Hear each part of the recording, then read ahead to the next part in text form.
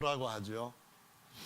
전도는 그냥 교회 사람들 오라 그까지는 전도가 아닙니다. 초청이고 교회 와서 듣든 아니면 가정에서 개인적으로 듣든 십자가의 도를 들을 때에 이제 전도하고 있다, 전도받고 있다 이렇게 말할 수가 있는데요.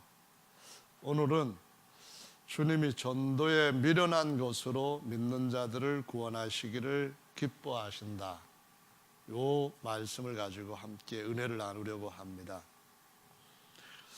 주님께서는 사람이 주님의 지혜를 알지 못하고 또 주님의 계획에 대해서 들어본 적이 없을 정도로 무지하기 때문에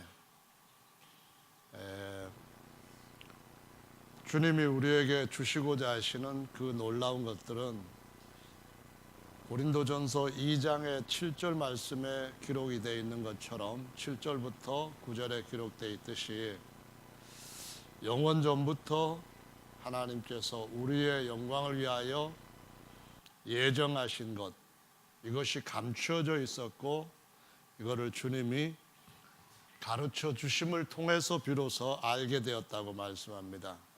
근데 알게 된 것 그거를 살펴보면은 사람이 눈으로 본 적도 없고 귀로 들은 적도 없고 마음으로 상상조차 하지 못했던 엄청난 것을 우리에게 영원 전부터 계획하고 계셨다, 미리 정하고 계셨다라고 말씀을 합니다.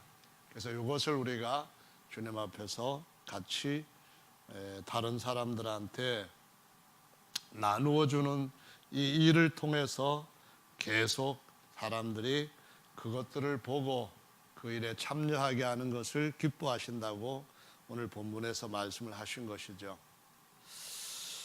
이제 아담이 범죄하고 났을 때 아담은 하나님의 영광의 형상의 모형으로 지음받은 상태에서도 떨어져 나오게 됩니다.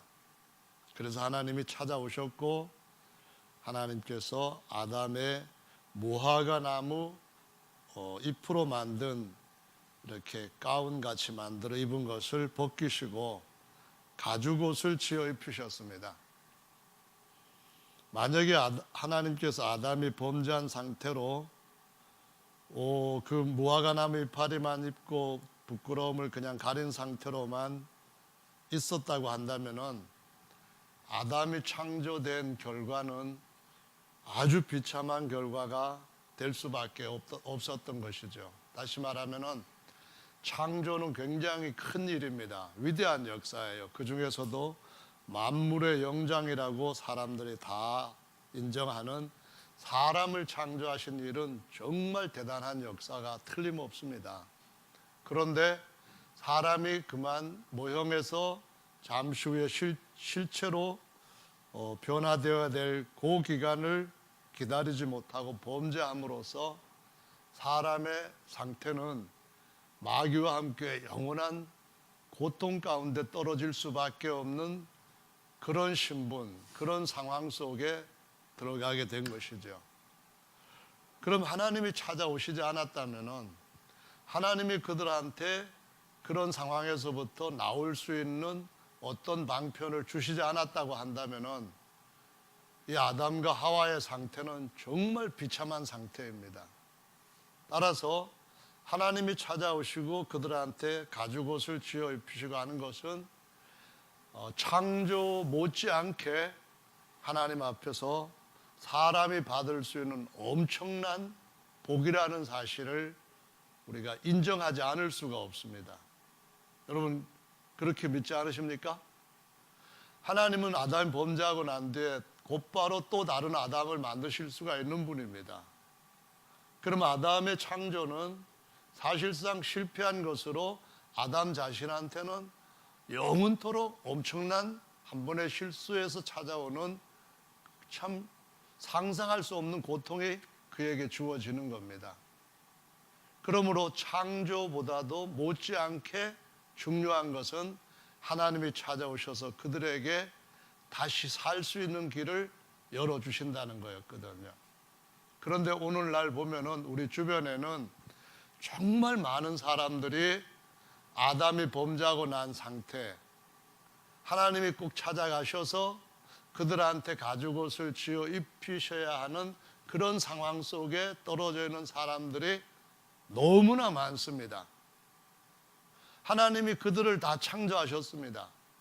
그런데 그 창조받은 최고의 피조물, 만물의 영장이 처해져 있는 환경은 피조물, 그들이 하나님께서 아담한테 하셨던 것과 같은 그런 일들을 누군가 해주기를 기다리는 만큼 절박한 것이고, 어떻게 보면 창조보다도 더 크고 놀라운 역사는 주님 앞에 그런 사람들이 은혜를 받도록 하기 위하여서 하나님을 대신해서 누군가 찾아가는 것인 줄로 믿으시기를 바랍니다.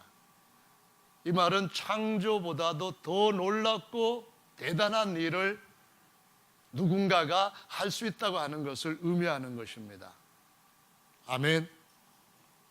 히브리서 1장 1, 2절에는 하나님이 옛적에는 모형과 그림자들로 여러 부분 여러 모양으로 말씀하셨고, 1장 2절에는 모든 날 마지막에 아들로 말씀하셨고, 이렇게 나옵니다. 모형과 그림자를 이제 예수님이 오셔서 실체에 대한 것을 말씀하셨다, 그런 말이죠. 히브리서 8장 5절에 보면은 모세에게 지으라고 했던 모든 것들은 하늘에 있는 것을 본을 삼고 모형과 그림자로 지으라 했다고 말씀하시고 있습니다. 아들이 오셔서 어떻게 하셨습니까? 아들이 오셔서 첫 창조에서 실패한 것들을 회복하는 일을 하시고, 또 새로운 창조를 하셔서 하늘의 것들을 만드는, 완성하는 작업을 하신다는 것입니다. 그래서 처음에 하나님이 하늘과 땅을 창조하실 때 히브리서 11장 3절의 말씀에 보면은 우리가 믿음으로 모든 것들이 하나님의 말씀으로 지어진 줄을 안다라고 말씀하는데, 여기에서는 말씀이라고 하는 단어가 헬라어로 레마라는 단어를 썼습니다. 그리고 1장 3절에 히브리서 1장 3절의 말씀에서 또 보시면은 하나님께서 모든 세계를 저로 말미암아 곧 아들로 말미암아 지으셨다 하시면서 3절에 이어진 말씀이 이는 하나님의 영광의 광채시요 그 본체 형상이라고 하시면서 그의 능력의 말씀 곧 레마로 만물을 붙들고 계시며 라고 말씀하십니다. 이게 옛 창조에 대한 말씀이에요. 그런데 주님이 새 창조는 어떻게 하시느냐 하면은 종들로 말씀하시던 그런 것들에게 관계된 것이 아니라 태초부터 있던 뭐로? 태초에 뭐가 계시니라? 로고스가 계시니라, 이렇게 말씀을 합니다. 할렐루야. 이 로고스 말씀이 어떻게 됐냐면은 야고보서 1장 18절에 진리의 로고스로 우리를 낳으셨느니라, 이렇게 말씀하십니다. 할렐루야. 베드로전서 1장 23절에 뭐라고 하시는가 하면은 우리를 거듭나게 한 씨는 썩어질 씨가 아니라 썩지 아니할 영원한 주의 말씀 로고스로 되었다, 이렇게 말씀을 하십니다. 다시 말하면은 첫 창조는 땅에 아담도 모형과 그림자였습니다. 성전 이 모든 것들도 모형과 그림자였습니다. 어디에 있는 거? 하늘에 있는 거예요. 아들이 오셔서 뭘 전하셨다고요? 하늘에 있는 실체의 가르침 로고스를 전하셨다, 이 말씀입니다.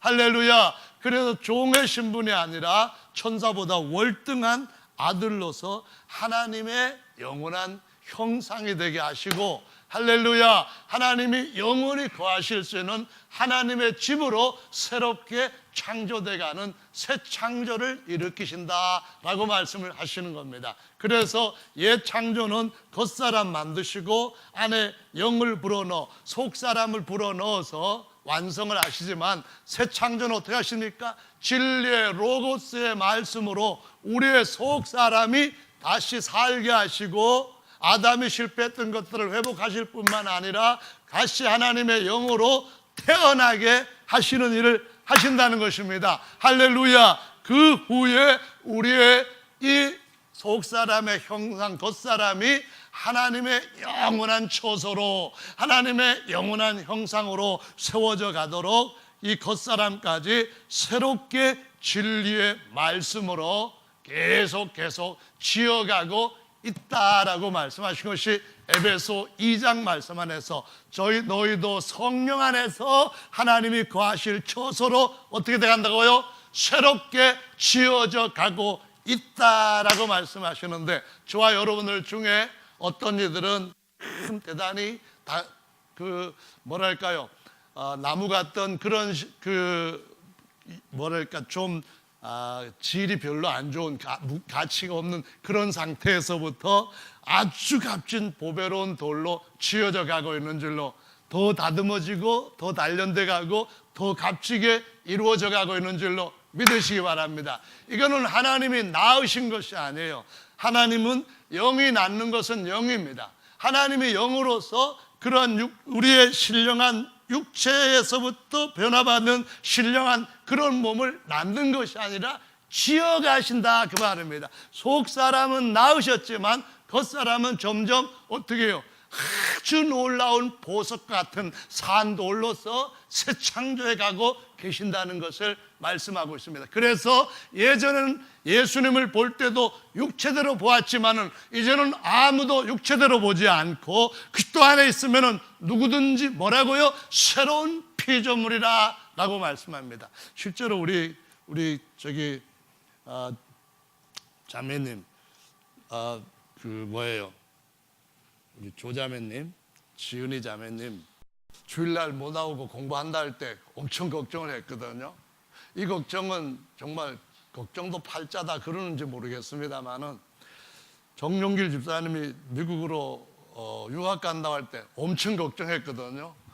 왜냐하면은 저렇게 미국 가가지고 너무 미국 좋은 문화에서 참 좋다고 미국 그냥 주저앉아 버리고 그러다가 신앙도 잃어버리면 어떡하나, 이 마음이 처음에 미국 간다고 할 때 그때 저의 마음속에 엄청 부담이 돼가지고 걱정했어요. 근데도 저렇게 믿음을 잘 지키고 있으니까 참 감사한데요. 우리 지은이 자매님도 주일날 공부를 한다면서 대학원 진학하고 또 박사학위 받는다고 계속하고 할 때 제 마음속에 굉장히 부담이 되었었어요. 근데 오늘 나와서 간증하는 걸 보니까 끝까지 그 모든 환경에서 주님을 붙들고 다듬어져가는 그 속사람의 아름다움, 자라가는 그 아름다움이 너무 멋져요. 이 조집사님 좀 딸 자랑해도 제가 좀 봐주기로 했어요. 주님 안에서 우리가 어떤 환경이든지 정말 주님을 높이고 주님을 신뢰하고 주님이 기꺼이 나는 내 모든 열쇠를 주님 앞에 내놓겠다 하는 이 마음으로 나갈 때 주님은 기뻐하시는 줄 믿습니다. 거기에서 우리가 주님이 영원히 거하실, 안식하실 수 있는 참된 처소로 지어져 가고 주님이 정말 자신을 다 나타낼 수 있는 그분의 충만한 신령한 형상으로 우리를 세워가게 되는 줄로 믿습니다. 그게 바로 우리가 전도하는 목적입니다. 우리의 전도하는 진정한 목적은 뭐를 하는 거냐 하면은 정말 사람으로서는 지을 수 없는 그런 집, 그러니까 구약에서 솔로몬이 어마어마한 성전을 지었지만 하나님이 솔로몬 성전에 대해서 하신 말씀을 보면 기가 막힙니다. 어느 곳이 내가 안식할 수 있는 처소이냐? 내가 하늘과 땅 다 지었는데 하늘들도 내 보좌밖에 안 되고 땅도 내 발등상밖에 안 되는데 내 안식할 처소가 어딨냐 하시면서 진짜 하나님이 영원히 쉬실 수 있는 처소는 그분이 친히 지으신다고 말씀을 하셨습니다. 그 처소가 뭡니까? 아들을 친히 살리시는 맏아들로 머릿돌 놓으시고 모퉁이돌로 놓으시고 거기에 우리 하나하나를 연합시켜서 하나님께서 친히 내가 이 반석 위에 내 교회를 세우겠다 하신 그 말씀이 이루어지게 하는 것인 줄로 믿으시기 바랍니다. 김종서 집사님 참 대단해요. 그 직원들한테 감사에 그거 한다고 하니까 보니까 앞으로 한 5년만 있으면 직원들 속에서 예수님 믿는 사람들이, 이 진리 믿는 사람들이 엄청나게 많이 나올 것 같아요. 여러분 기도 부탁드립니다. 왜 대답은 아멘 안 하시고 웃기만 하셔요? 제가 하는 말이 좀 귀여우세요? 정말로 주님께서 우리한테 맡겨주신 대단한 일이 있습니다. 그게 뭐냐 하면은 솔로몬이 지은 것보다도 더 대단한, 하나님이 영원히 쉬실 수 있는, 절대로 무너지지도 않고 모든 만유보다 더 높은 곳에 세우시는 그분의 처소를 만드는 것인 줄로 믿으시기 바랍니다. 나무나 짚이나 풀 같은 것이 아니라 모든 각종 금은 보석 같은 살아있는 보석들로 다듬어 세우시는 그 일을 저와 여러분들이 하기 위하여서 전도에 미련한 걸 통하여 믿는 자들을 기뻐하시는 하나님의 마음을 세우는 것인 줄로, 이루는 것인 줄로 믿으시기를 예수님의 이름으로 축원합니다. 그 아들이 진짜로 오셔가지고 길을 만드셨습니다. 자기 육체를 찢어서 길을 만드셨고, 그전에는 아무도 아버지께로 올 자가 없다고 말씀하신 것이 길이 없기 때문이었습니다. 그런데 그분이 길을 열어놓으심으로 내가 곧 길이요 진리요 생명이니 나로 말미암지 않고는 아버지께로 올 자가 없지만 오직 그 유일한 길을 통하여서, 오직 그 한 길을 통하여서 우리가 아버지께로 가서 아버지의 모든 것들 안에 들어가는, 아버지의 모든 것들을 우리 안에 충만히 그리고 만유를 충만하게 채울 수 있는 하나님의 충만케 하시는 자의 충만이 되게 하시는 줄로 믿으시길 바랍니다. 대단한 일입니다. 아까 김종준 쌤 부동산 하나도 없다고 했는데요, 사실은 이 땅에는 부동산은 정말 없습니다. 히브리서 1장 말씀에 보면은 모든 것들이 다 없어져 버릴 거래요. 예수님 재림하실 때에 없어진다고 하는 징조를 뭐를 보이는가 하면은 진동할 것들은 다 흔들어 버린대요. 진동할 것들은 그거는 부동산할 때 부동이 아니거든요. 부동이라는 말은 진동 안 되는 거예요. 흔들리지 않는 거예요. 지구도 흔들리고 저 하늘도 흔들리고 없어지기도 하는데 어디에서 우리가 부동산을 찾을 수 있겠습니까? 여기 계시는 분들은 직업이 부동산 그거 하시는 분이 아니어서 이걸 다 잘 모르실지 모르겠습니다만은 예수님이 하신 말씀에 보면은 우리가 얻을 나라만이 영원히 진동하지 않을 진짜 부동의 나라가 되는 줄로 믿습니다. 부동국, 이름이 좀 이상하나요? 부동산. 그때가 우리에게 주어지는 그것이 진짜인 줄로 믿습니다. 할렐루야. 그래서 예수님이 이 땅에 오셨을 때 하신 말씀은 내가 아버지께서 안식일에도 일하시니까 나도 일한다 하시면서 새로운 창조를 하시는 겁니다. 그 새로운 창조에 우리가 어떤 관계에 연루되어 있냐 하면은 같이 참여하는 사람들로 주님 앞에서 대단히 중요한 직책을 받았다라는 말씀입니다. 로마서 말씀의 10장에 보시면은 12절에 헬라인이나 유대인이나 한 주께서 모든 사람의 주가 되셨다. 저를 부르는 모든 자에게 부여하시다. 누구든지 주의 이름을 부르는 자는 구원을 얻으리라. 이런 말씀을 하시면서 그런즉 저희가 믿지 아니하는 일을 어찌 부르리요? 듣지도 못한 일을 어찌 믿으리요? 전파하는 자가 없이 어찌 들으리요? 보내심을 받지 아니하였으면 어찌 전파하리요? 기록된 바 아름답도다. 좋은 소식을 전하는 자들의 발야함과 같으니라. 이 말씀을 하시면서 그러므로 믿음은 들음에서 나고 들음은 그리스도의 도로 말미암는다 라고 말씀하시고 있습니다. 할렐루야. 그리스도의 도를 전하고 도를 믿을 때에 믿는 자들을 구원하시기를 기뻐하시는 주님이 우리에게 정말 이 세상에 대단한 신분으로 보내신 줄로 믿으시기 바랍니다. 한번 생각해 봅시다. 구약에서 주님이 보내신 최고의 선지자가 있어요. 누구입니까? 침례 요한이에요. 침례 요한이 말라기 3장 말씀에 보면은 내가 내 사자라는 말은 메신저라 그 말입니다. 메신저를 보내리니 그가 내 앞에서 길을 예비할 것이요, 이렇게 말씀하셨는데, 이 침례 요한이 구약에서 아담은 여자에게서 안 났으니까, 하와도 여자에게서 안 났으니까 이 두 사람 빼놓고 모든 사람들보다도 더 큰 자라고 말씀하십니다. 근데 뭐라고 했어요? 사자라는 겁니다. 누구의 사자예요? 하나님이 보내신 사자라는 겁니다.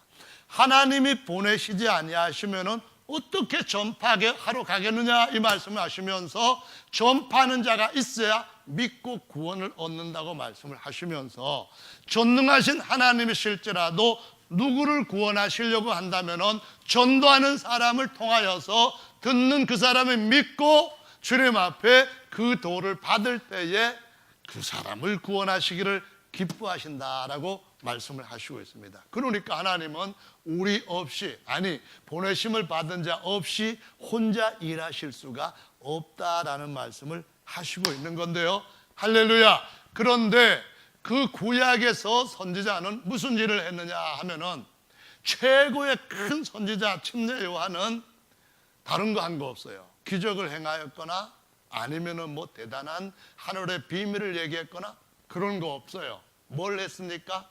회개케 하고 침례 주는 일을 했다는 겁니다. 그러면 이 선지자가 한 것이 고작 그건데 어찌하여 모세나 아브라함보다 더 큰 자이냐? 이것은 구약의 모든 메시지를 요약하면은 침례 요한이 했던 그것이다 하는 거죠. 구약 시대를 두 시대로 나누잖아요. 하나는 초기 세상에서 뭘 했냐 하면은 홍수라고 하는 것이 베드로전서 3장 21절에서 뭘 의미한다고 했습니까? 악한 세대를 수장시키고 거룩한 깨끗한 세대를 새로 살게 하는 주인 되게 하시는 일을 하셨다고 하면서, 이 물은 예수 그리스도의 부활하심으로 말미암아 이제 너희를 구원하는 실체인이 곧 침례라, 이렇게 말씀하시고 있다는 것입니다. 그러니까 아브라함 이전의 모든 사람들에게 주님이 주신 메시지의 핵심을 말하자고 한다면은 악한 세대는 다 없애버린다, 새로운 세대는 새롭게 살게 나간다, 이거 말씀이라는 겁니다. 그게 뭐냐면은 홍수라는 것입니다. 할렐루야. 아브라함 이후에 다음 중기 세대 때에 또 홍자 하나가 더 들어갑니다. 홍자 뭐지요? 바로 고린도전서 10장에서 홍해입니다. 400년 동안 종살이 하던 이스라엘 백성들을 끌어내는 결정적인 기적이 뭐냐 하면은 홍해라는 겁니다. 할렐루야. 그 홍해가 뭡니까? 다름 아니라 침례 요한이 모형과 그림자의 완성으로 그림자의 완성이라면 그림자 중에 최고의 모형으로 주었던 회개의 침례다라고 말씀하시면서 예수님 오셔서 침례받게 하는 요 준비한 것이 최고의 큰 사자가 했던 최고의 큰 사역이다라고 말씀을 하시는 것입니다. 할렐루야. 근데 그 침례가 무슨 침례하면은 그림을 모아가지고 모형을 만든 것에 불과하다, 이 말씀입니다. 그런데 신약의 은혜와 진리를 전하는 모든 성도들은 어떤 사람입니까? 우리 박정희 님 참 이 사람 저 사람한테 복음 전하기 위해 애를 씁니다. 오래전에 만들었던 너희가 무슨 침례를 받았느냐 이 소책자를 가져가서 여러 사람한테 나눠줬는데 또 달래요. 아무리 찾아도 이제는 다 떨어지고 없어요. 그래서 지금 뭐라 하냐면 빨리 만들어 달래요.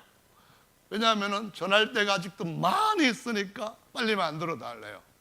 성경은 말씀하시기를 우리가 하나님으로부터 보내심을 받은 세상과 하나님을 화목하게 하는 하나님의 화평케 하는 사신이라고 말씀하시고 있습니다. 하나님으로부터 보냄받은 사자라고 말씀하십니다. 하나님으로부터 보냄받은 사자이되 침례원보다도 더 위대한 사자라고 말씀하십니다. 그에게 왜 위대한 사자로 했느냐 하면은 구약의 모든 것들을 하나로 만들어 가지고 악한 세대는 집어넣고 새로운 세대는 끄집어내서 영원히 살게 하겠다고 하는 회복을 전하는 메시지를 가지고 있었기 때문에 위대한 선지자라고 말씀을 하시는 겁니다. 신약의 사도는 어떻습니까?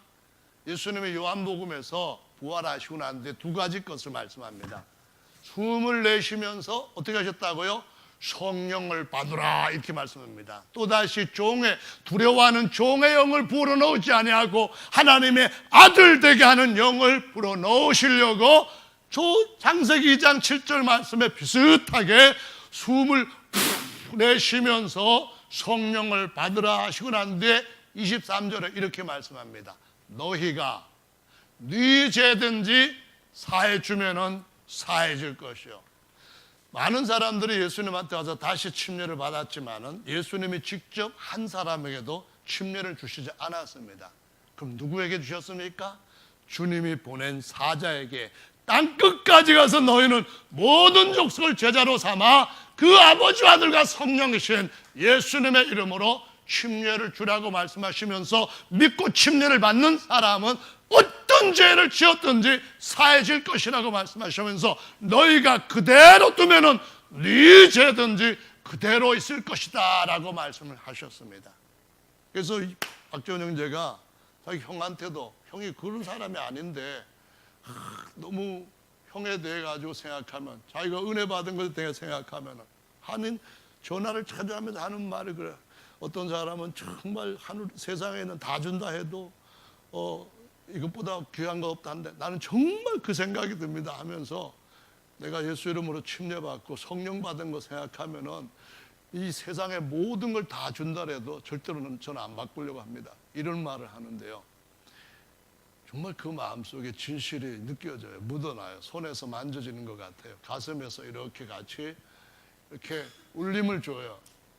그 마음으로 형한테 전에는 말해도 별로 그랬는데 오늘 꿈을 꿨더니 형이 엘리베이터를 탔는데 엘리베이터가 그냥 갑자기 떨어지면서 형이 거기서 사고를 당해가지고 죽게 되는 그런 걸 꿨대요. 형이 그냥 엘리베이터를 확 조작해가지고 저게 저래 떨어졌다 그런 느낌 와가지고 얼마나 마음이 아픈지 그 다음에 전화를 했더니만 그래 요새 내 마음이 좀 그렇다고 뭐 이렇게 하더래요.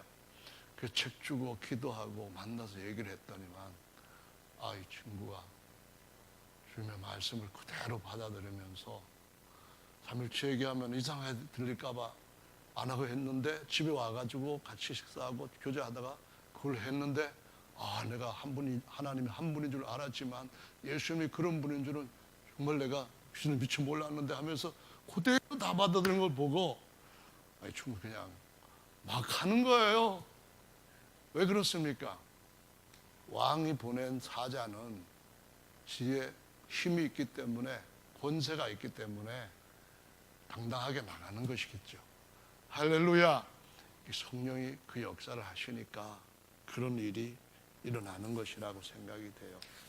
오늘 제가 드리고자 하는 말씀은 우리는 구약의 선지자 중에 최고로 큰 위대한 사자보다도 지극히 작다 할지라도 큰 사자입니다. 그래서 우리가 가서 할 수 있는 그의 사역보다 더 위대한 기적이 있습니다.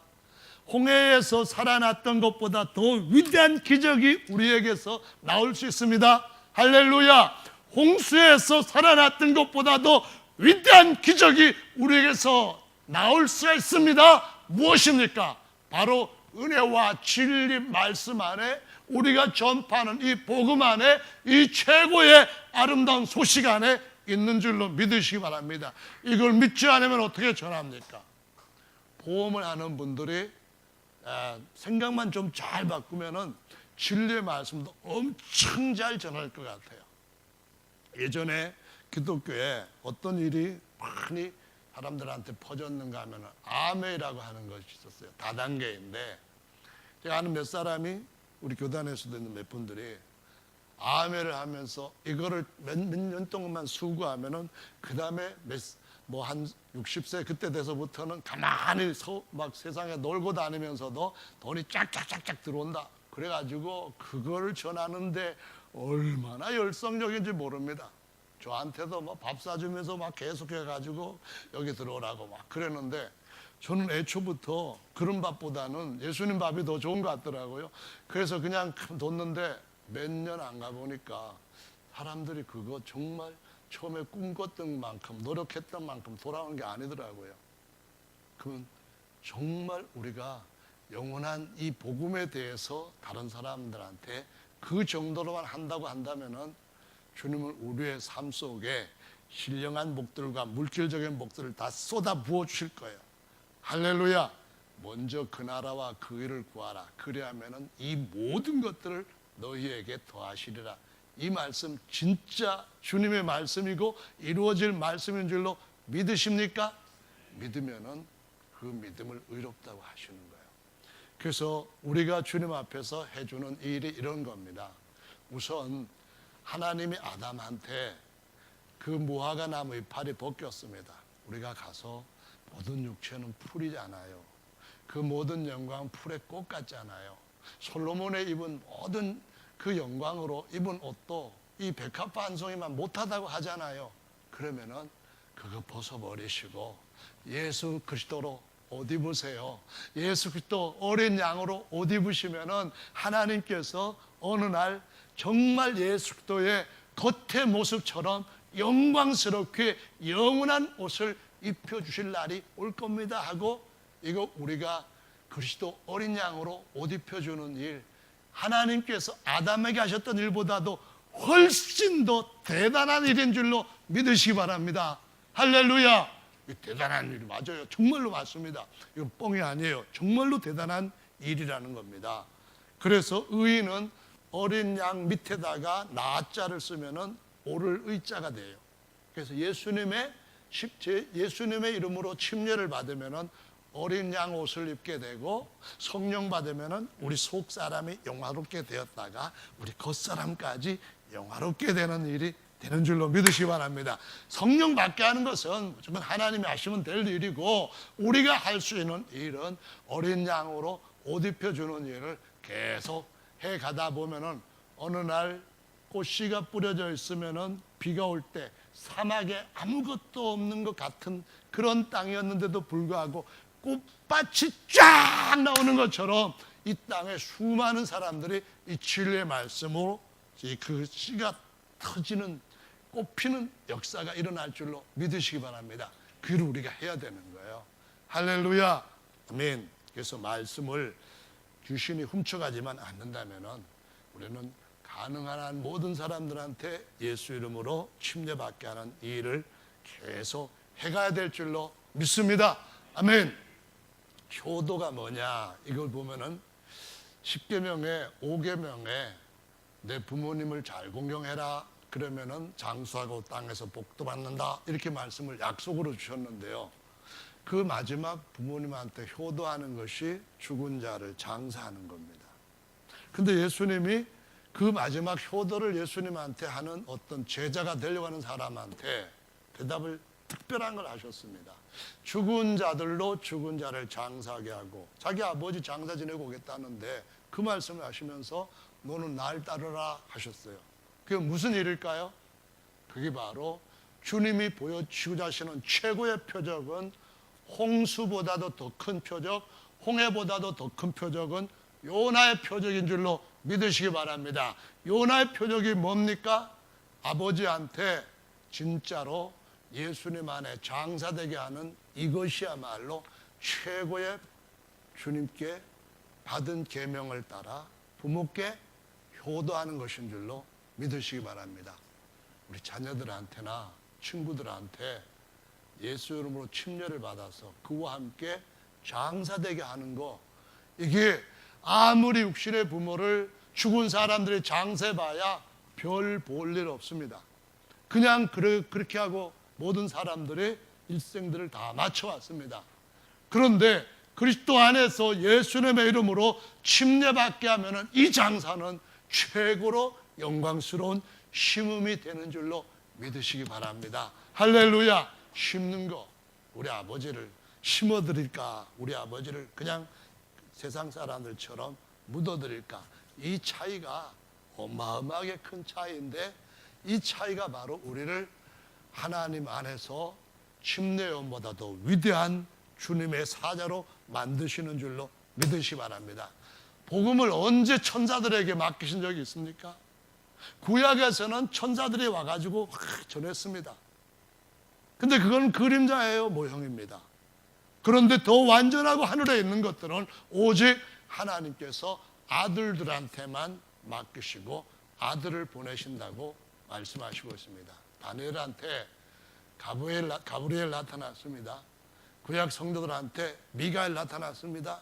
그들에게 사도적인 진리의 복음, 진짜 옷 입혀주는 거, 진짜 장사시켜주는 거, 진짜 죄를 완전히 없애주는 거, 이거 맡기신 적이 없고 오직 하나님의 아들로 사자로 보내심을 받은 자들에게 주께서 행하시는 것인 줄로 믿으시기를 바랍니다.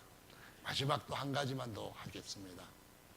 구약에서 중기 세상에서 하나님의 백성이라고 하는 혈통적인 백성의 표는 할례였거든요. 근데 이 할례를 모세가 자기 아들한테 안 했잖아요.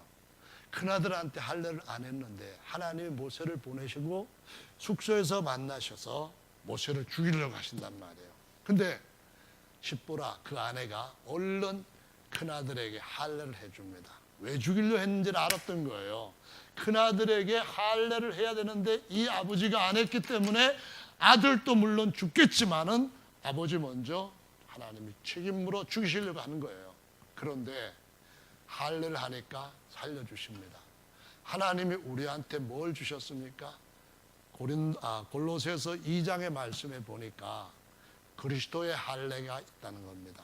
손으로 하지 아니한 신령한 할례가 있다는 겁니다. 그게 바로 그리스도 예수 이름으로 침례를 받게 해주면은 누구든지 할례를 주는 아브라함 후손 모세보다도 더 뛰어난 하나님의 백성으로서 표를 갖게 해주는 진짜 더러운 몸을 벗어버리고 신령한 몸으로 입을 수 있도록 해주는 큰 선물을 주는 것인 줄로 믿으시기 바랍니다.